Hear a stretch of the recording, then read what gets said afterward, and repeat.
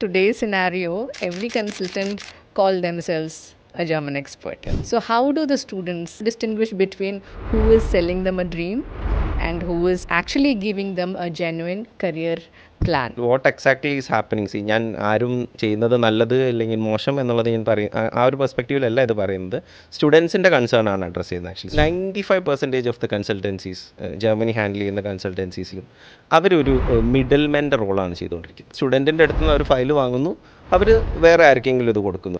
ഇങ്ങനെ വരുന്ന സമയത്തേക്ക് എന്താണെന്ന് വെച്ചിട്ടുണ്ടെന്നുണ്ടെങ്കിൽ സ്റ്റുഡൻസും ഈ പ്രോസസ്സ് ചെയ്യുന്ന ആൾക്കാരും എപ്പോഴും കമ്മ്യൂണിക്കേറ്റ് ചെയ്തിരിക്കേണ്ട ആൾക്കാരാണ്. ആ കമ്മ്യൂണിക്കേഷൻ ഓൾറെഡി അവിടെ കട്ടാവുകയാണ്. ഈ പ്രോസസ്സ് ചെയ്യുന്ന ആൾക്കാർ കൊടുക്കുന്ന ഇൻഫർമേഷൻ മാത്രമേ ഈ കൺസൾട്ടൻറ്റ്, അതായത് മിഡിൽ മെന്നായിട്ട് നിൽക്കുന്ന കൺസൾട്ടൻറ്റിന് സ്റ്റുഡൻറ്റിന് കൊടുക്കാൻ പറ്റുള്ളൂ. ആക്ച്വലി സ്റ്റുഡൻറ്റിന് വേണ്ടത് എന്താണ്, അതായത് ഏത് യൂണിവേഴ്സിറ്റി ആയിരിക്കണം, ഏത് കോഴ്സ് ആയിരിക്കണം, അങ്ങനെയുള്ള കാര്യങ്ങളൊക്കെ സ്റ്റുഡൻറ്റ് കട്ട് ഓഫ് ആവാണ്. യൂണിവേഴ്സിറ്റി പറഞ്ഞു തരാതെ ഒരു സ്റ്റുഡൻറ്റ് അവിടെ പോയിട്ട് എന്താ പഠിക്കാൻ പോകുന്നത്? ഓഫർ ലെറ്റർ കിട്ടിയിട്ട് മേ ബി ചിലപ്പോൾ എനിക്കിത് വേണ്ട കോഴ്സ് അല്ല എന്നാണ് തോന്നുന്നുണ്ടെന്നുണ്ടെങ്കിൽ എന്തായിരിക്കും ഒരു സിനാരിയോ?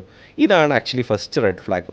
പിന്നെ ലെറ്റർ ഓഫ് മോട്ടിവേഷൻ്റെ കേസിൽ വരുന്ന സമയത്തേക്ക് പല സ്റ്റുഡൻസിനും അറിയാതെ പോകുന്നൊരു സിനാരിയോ എന്താണെന്ന് വെച്ചാൽ ഇതിനൊരു ഫോർമാറ്റ് ഉണ്ട്. ആ ഫോർമാറ്റിൽ തന്നെയാണോ നമ്മൾ നമ്മുടെ കോഴ്സ് പ്രസൻറ്റ് ചെയ്യുന്നത് എന്നുള്ളത് സ്റ്റുഡൻറ്റിന് അറിയണം. സ്റ്റുഡൻറ്റിന് ഇതിലൊരു സേവ് വേണം. പിന്നെ മൂന്നാമത്തെ ഒരു കാര്യം, ആക്ച്വലി ഈ ഫൈനാൻഷ്യൽ കേസിൽ, അതായത് പ്രോസസ്സ് സ്റ്റാർട്ടിങ് തൊട്ടിട്ട് എൻഡിങ് വരെ പാരൻസിനും സ്റ്റുഡൻസിനും ഒരു ഫൈനാൻഷ്യൽ ക്ലാരിറ്റി കൺസൾട്ടൻറ്റിന് പ്രൊവൈഡ് ചെയ്യാൻ പറ്റുന്നുണ്ടോ എന്നുള്ളത് നോക്കേണ്ടതുണ്ട്. പിന്നെ ഒരു സിനാരിയോ, ഓഫർ ലെറ്റർ കിട്ടിക്കഴിഞ്ഞിട്ട് ഈ വിസയ്ക്ക് പോകുന്ന സമയത്തേക്ക് ഉണ്ടാവുന്ന ബുദ്ധിമുട്ടുകളിലാണ്. ടൈം ലൈനെ പറ്റിയിട്ട് പ്രോപ്പറായിട്ട് അറിയുന്നുണ്ടാവില്ല, അത് എങ്ങനെയായിരിക്കും നടക്കുക എന്നുള്ളത് ഉണ്ടാവില്ല. ലെറ്റർ ഓഫ് മോട്ടിവേഷനൊക്കെ ചിലപ്പോൾ തലേന്നൊക്കെ കൊണ്ട് കൊടുത്തിട്ടുള്ളത് ഞാൻ കണ്ടിട്ടുണ്ട്. നിങ്ങൾ നോക്കേണ്ടത് ഈ പറയുന്ന റെഡ് ഫ്ലാഗ്സ് ഉണ്ടോ എന്നുള്ളത് നോക്കണം. ട്രാൻസ്പാരൻസി കീപ്പ് ചെയ്യുന്നുണ്ടോ എന്നുള്ളത് നോക്കണം.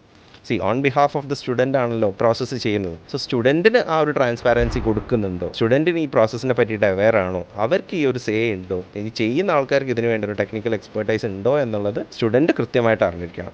So if you are approaching some consultancy you have to be very careful. Otherwise എന്ത് സംഭവിക്കുന്നു വെച്ചാൽ ചിലപ്പം നമുക്ക് അർഹതപ്പെട്ടിട്ട് കിട്ടേണ്ട അഡ്മിഷൻ കിട്ടാതെ പോകുന്ന സിനാരിയോസ് വരാറുണ്ട്. പ്രൈസ് മാത്രം കണ്ടുകൊണ്ട് നിങ്ങൾ ഏതെങ്കിലും കൺസൾട്ടൻറ്റിൻ്റെ അടുത്ത് പോകാതിരിക്കുക. നല്ല ധാരണയുണ്ട് എന്നുള്ളത് ഉറപ്പാക്കിയിട്ട് മാത്രം ഇത് ചെയ്യുക എന്നുള്ളതാണ്. That is what I have to say on this.